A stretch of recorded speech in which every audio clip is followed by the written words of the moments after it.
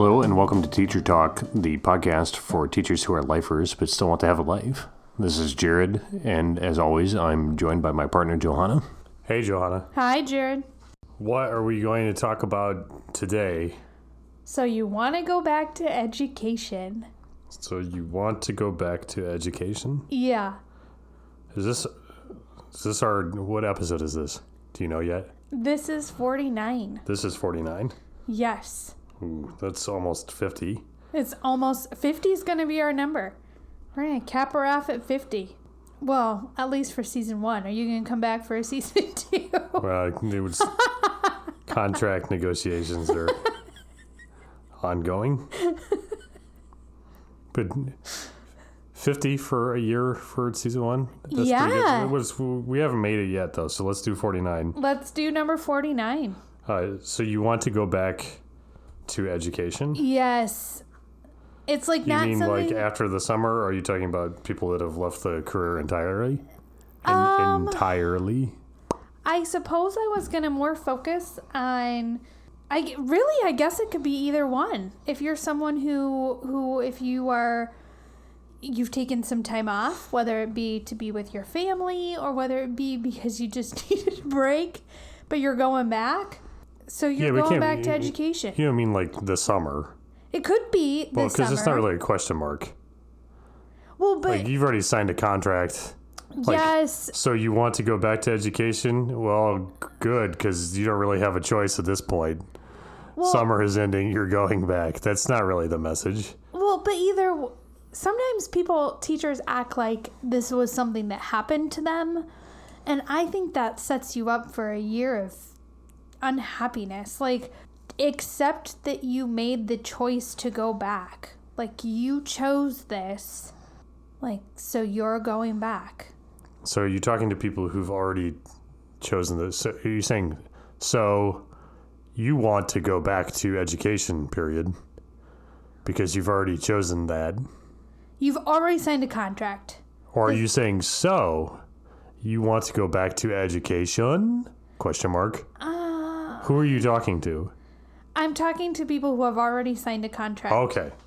But so it could have been that they signed a contract and all they've had is one summer. It could be they signed a contract and they've had multiple years away. It could be that they went off and did something different and now we're coming back. But you have signed a contract, so you are going back to education.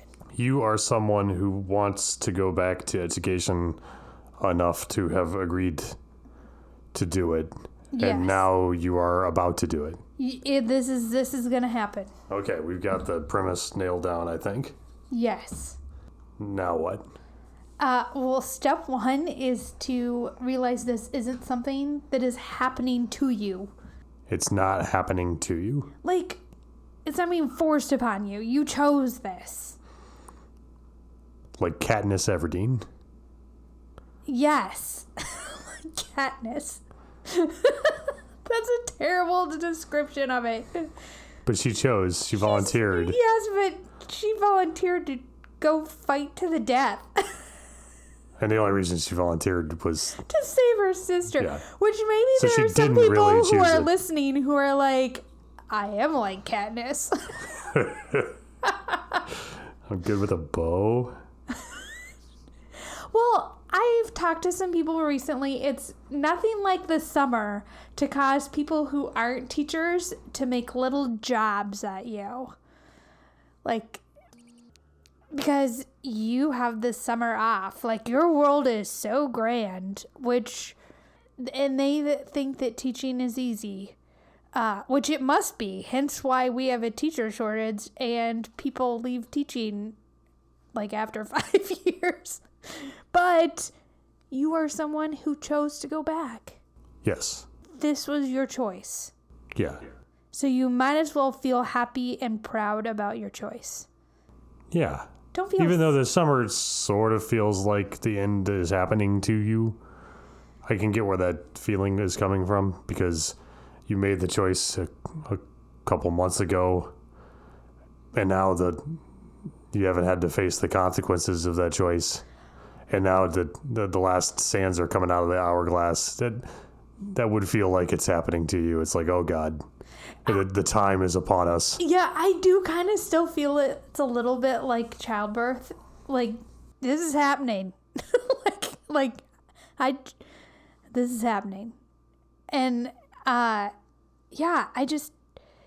you need to go into it with a mind frame that you chose this. Even if you're extremely anxious about your choice, you still chose it. And so, therefore, you get to choose how you feel about it. Which is, you're proud and you're positive about it and you're forward looking. Yes. It's something that, even if you don't know that is how you feel inside, you need to decide once you convince yourself to say that over and over again, it'll start to feel true. Yeah, like jumping out of a plane. I've never done that. Neither have I, but I imagine. Oh, yeah. Because, you have to say, I want to skydive. Yes. So you pay for the skydiving and they talk at you. Sure. And then you get onto a plane, but there's no real moment there's a rough transition into actually engaging with the decision, right? Yes. Which is, in the analogy, is starting the school year or actually jumping out of the plane. Yes. But you can tell yourself while you're in the plane that even though there's negative aspects of apprehension and effort or fear or whatever, that this is what you wanted. This is what you wanted. And as soon as you're doing it, it'll feel natural again. Yes. So just jump out of a plane. It's like teaching. Yes. Except for the state requisitions your parachute for you. So good luck. Okay. So you're going back to education. You chose this, so you might as well feel happy about it. The next thing is plan for the real world. What's that mean? I think that rose-colored glasses, I've mentioned this before, are very strong, and you can forget what the real world is like. Okay. So you don't make any sort of plans. For what, though? Everything. We don't have time to have a podcast about everything. For a student doesn't follow the behavior expectations. For you have a parent who is hard to work with. For you, what's the schedule and routine of your classroom going to be? You really start to have to think through and mentally live out. Before school starts, your world and what you want. But keep it in the real world. No kumbaya, right? These are real human beings. They come with real experiences, and you need to pre-think how you're going to manage that so that you're prepared. So you want to be positive going into the thing that you chose, but not Pollyanna-ish. Yes. Or you're setting yourself up for failure. I'll meet the kids and then I'll figure it out. That is not a good plan. Hope is not a plan. Hope is not. Yeah, see, you're so good. Yeah, that one I just invented right here. Oh, really? Where did it come from? It's never been said before. I said it. I feel like I'm missing something. I don't know if anyone said it originally. That is really good, though. Hope is not a plan. Well, it's a famous aphorism.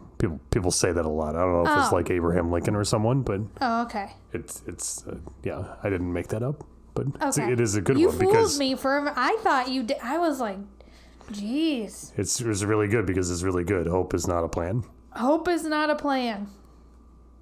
So depending on how long you've been away from your classroom, whether it be the summer or years, or I don't know, maybe you're going brand new into a classroom, hope is not a plan. Okay. So how do you figure out your plan? Oh, sorry, you're the commentator. Or wait, what am I? No, that's fine. Yeah, do. Okay. So we got to do a little reflection. No. Are we reflecting right now between the end No, of... I thought you were going to say something. between the end of the word reflection and the start of the next thing that you're saying. Okay. Was that reflection right there? So, stop. Okay, so you're going to do some reflection. The first is to be positive. And I'll be honest, how I do this reflection stuff is I just put the question like in my head and then I just let it percolate over a couple of days. While I'm doing other things, it's just when I have down moments, it's what I think about. Like what question? Okay, so what were some things that I was really proud of, whether it be from student teaching or past experiences, and I try to be explicit as possible with my memories. I want to pull out those memories so they are as clear as possible. What were my proud moments? Yes. From my previous experience? Yes. And then I need to figure out how did those happen? Like those events. Like what'd you do to cause them? Yes. Because I happen to have already been doing this, some of my proudest moments were simply me taking time to pay attention and then act. So some of my proudest moments involved really watching a situation before responding to a situation. Observing, thinking, then acting, as opposed to observing and reacting. Yes, and these memories aren't like bad things necessarily that were happening, but it was like how to help this child learn something, or how to connect with this child, or this child is like going to a bad place, how to pull them out. And it was me pausing and really taking in information before reacting. Those created my most positive memories. Like the best teaching I did, the best teacher I was. That's kind of a common theme from what I pulled out. Okay. So when I go back to thinking about planning for the real world, that isn't something that's currently in my plans. That's a habit that I want for myself, but it's not something that's scheduled into my day. And so this school year, I need to make a way that is something that is more part of the routines of the classroom. Make that part of routine. Right. So for me, I'm already thinking about when I send students off to start working, I normally just instantly start working with a small group. And I'm going to switch that this year because I need to make more time for me to just observe my students with the learning, because I think some of my best teaching happens in those brief minutes. Yeah. Yeah. Best teaching choices, I should say. Yeah. Okay. That's reflection. Reflection. That's reflection question number 1. Number 2. What were some of my greatest or some of your greatest challenges? Do you also ask what you did to cause them?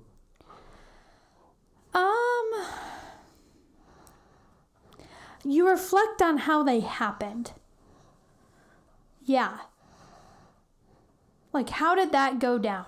Like, not that in moment, and this takes time because often, at least for me personally, pulling up positive memories, I can be a lot clearer on. Pulling up challenging memories, and I tend to have tunnel vision.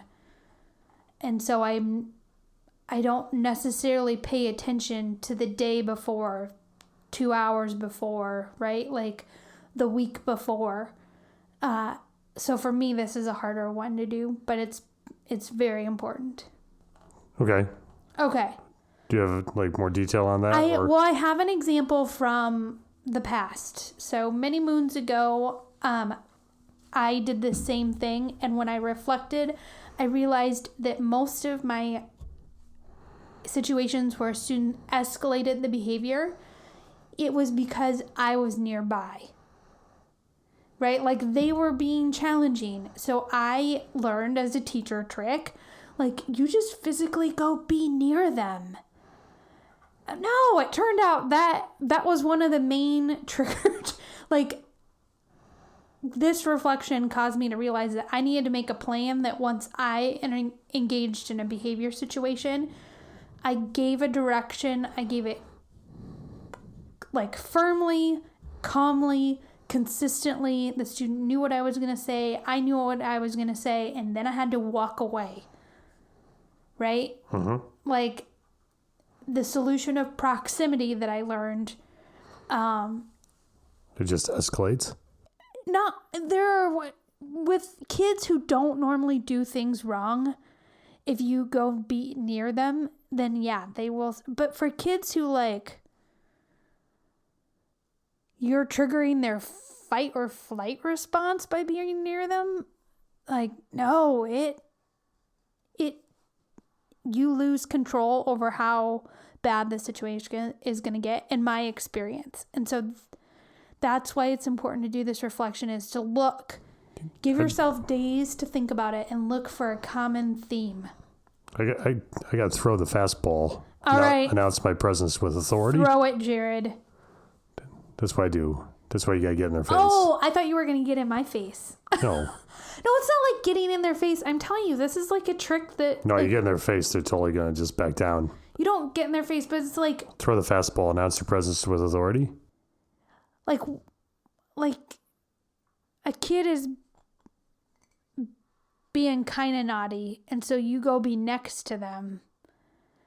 And then the kid takes it further, and now you engage. And so, like, the kid chooses that every time you're going to respond, like, they can't see my hand as I motion going higher, but, like, it escalates and escalates and escalates versus giving a direction, like, blah, blah, blah, and then walking away. And then if the kid already knows, like, I'm going to give you 2 or 3 minutes to make the right choice. Or, I mean, I think you're exactly right. That engages a fight or flight instinct. And flight's a bad thing for you to bet on winning. Because unless you're going to hurt them sometimes, which you're probably not, right? Oh, gosh. What? Where did you go? It's okay. Well, like if someone's in trouble and you're going to get in their face and you're going to scare them into backing down. Well, no, that's not what this is. It's like a kid's being kind of naughty, so you just go stand near them. Well, no, because they're you're right. It's going to trigger flight or flight, and they're not going to run because they're safe. Well, no, so if a kid, like most kids, though, it doesn't trigger that. Well, because they're scared of being in trouble. Yeah. But the ones that aren't scared of being in trouble. Oh, yes. Right. Yeah, but that was important reflection. I found that common thread. It caused me to rethink a different plan. And now it's not that escalations don't happen in my classroom, but man, that made a huge impact on my classroom. So every time you take a break from education and you choose to go back, be willing to look back and figure out what commonalities existed. And based on those commonalities, what can I control? And how can I make plans to make that better? You okay? Yeah. I've reflected now. You've reflected. Everything I've ever done well, I'm going to do more of. Everything I've ever done poorly, I'm going to do less of. Got it. Yes. Well, but you got to find the theme and then you got to plan for it. Like, you can't just wish on rainbows. Like, you got to decide. Use more skill. No, I get it. Yeah. Okay. I mean, your examples are really good. Okay. What else? So the last thing I put down is assume nothing. Assume nothing. Yes. Got it. Done. You don't even know what that means. I'm assuming nothing.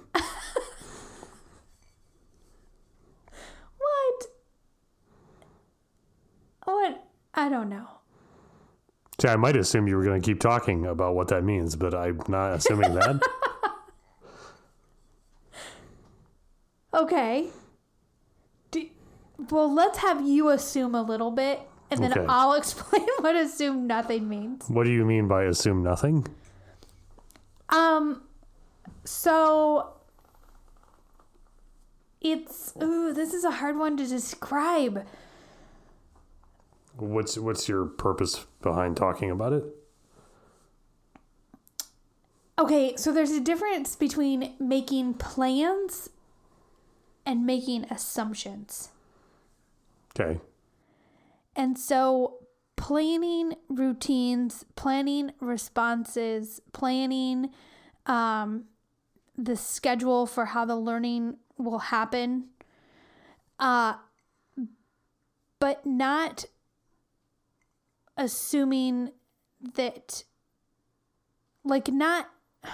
it's like people start predicting how the kids will act. Like, it's like they start visualizing how the kids will be in their learning process. And that, I think, is a mistake, because then when the kids aren't like that, people get frustrated. Yeah. So what you're saying is, you had to assume things to plan, but don't build your plans reliant upon some assumptions that may not happen. If your plan can't handle what the spread of things that might actually happen, they're only going to be good for what you assume will happen, which is going to devolve into what you want to have happen. Then your plans are going to turn into a train wreck.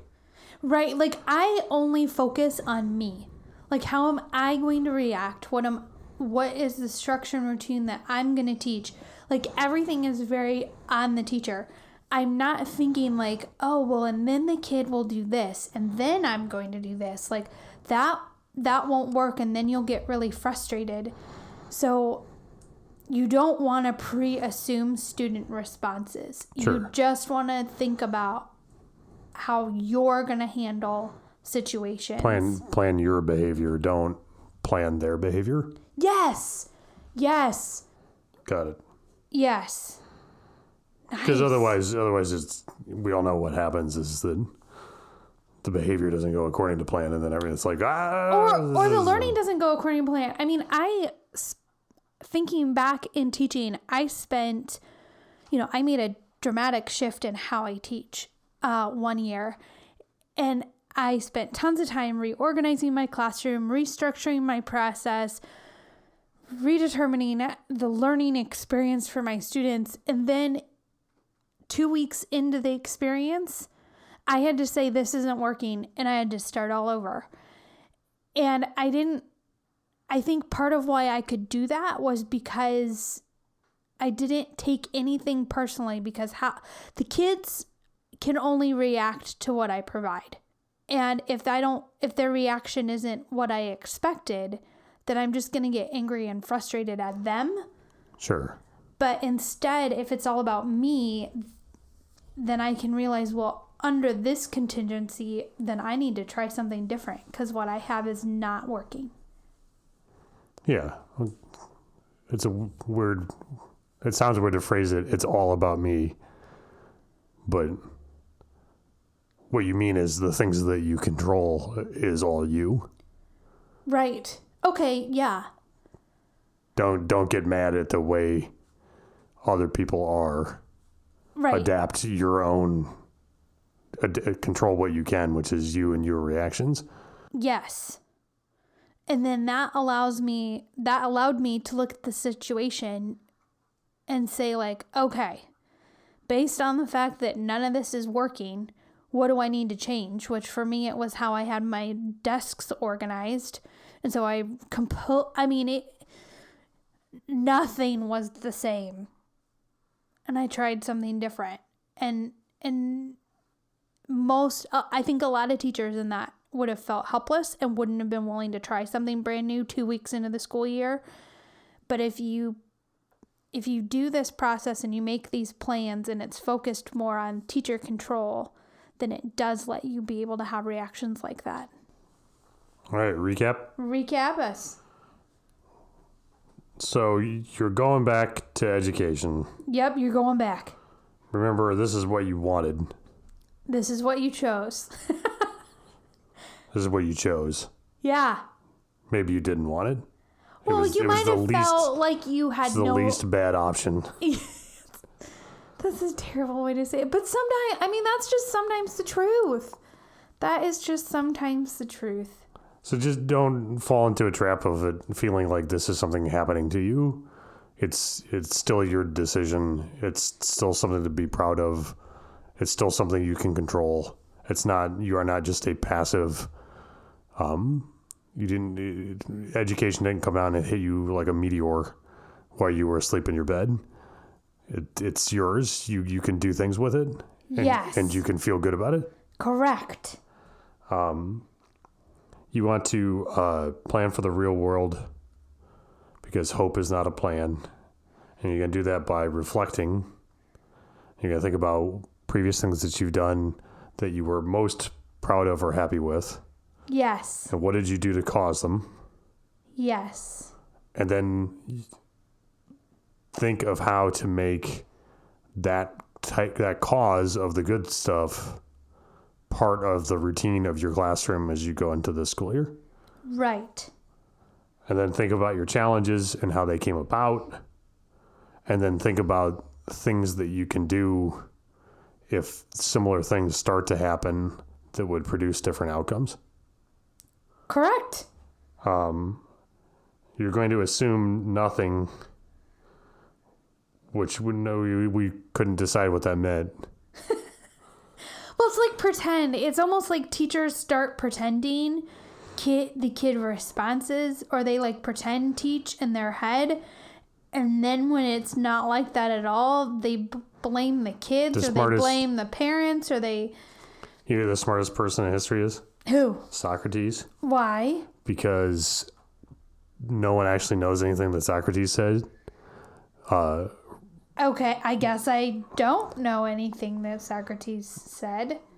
That's weird. You kind of do. But I feel like I should. The point is, he was really good at arguments. So good that we have like Socratic teaching. The Socratic method? Yes, yeah. I do. Okay, I do know. Yes, I like the Socratic But method. the reason he's so good at arguments is because no one actually knows anything that he actually said. He really is just a character in Plato's writings. And so what we know about Socrates is that what Plato said, Socrates said. And Plato was also writing the people he was arguing with's response. Yes. And it turns out you can be awful clever when you are writing both sides of an argument. That's not to say Socrates wasn't clever, but he gets maybe a little bit too much credit for really owning the fools that he was arguing with because, Plato was putting words into their mouth. I forgot all that from my debate days. Yeah. So yes, if you think that you're going to put words in the mouth of your students with your plans, that you will not. That will work if you're a 3 millennia old Greek philosopher, not quite that long, who's being written by someone from the next generation. That's probably not you though. So plan your own behavior, not the behavior of others. Right, like it's not like that you let's pretend it's behavior. Basically, they're either going to respond to what you said or they're not going to respond. And then you're planning your next action. You're not when I work with some teachers, it surprises me how quickly they go into pretend land. And then everybody clapped. Or they go into like a specific student. That's really common. Well, that wouldn't have worked with this student because da-da-da-da-da. Okay, well, jump outside the prediction of how that student will respond because it doesn't really matter. This is about you. Don't assume anything. I should have assumed you were going to add a bunch of stuff during the recap, but I didn't. But you did anyway, but it's fine because that's it. Okay. Reflect, plan, be aware that this is what you chose. Yes. Thank you, Johanna. Thank you, Jared.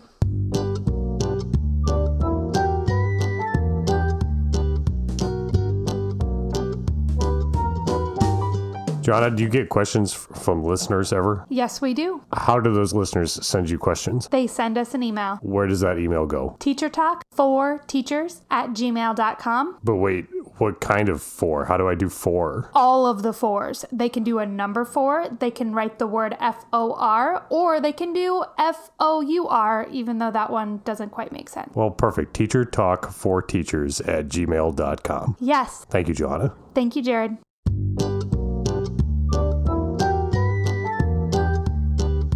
Teacher Talk, the podcast for teachers who are lifers but still want to have a life.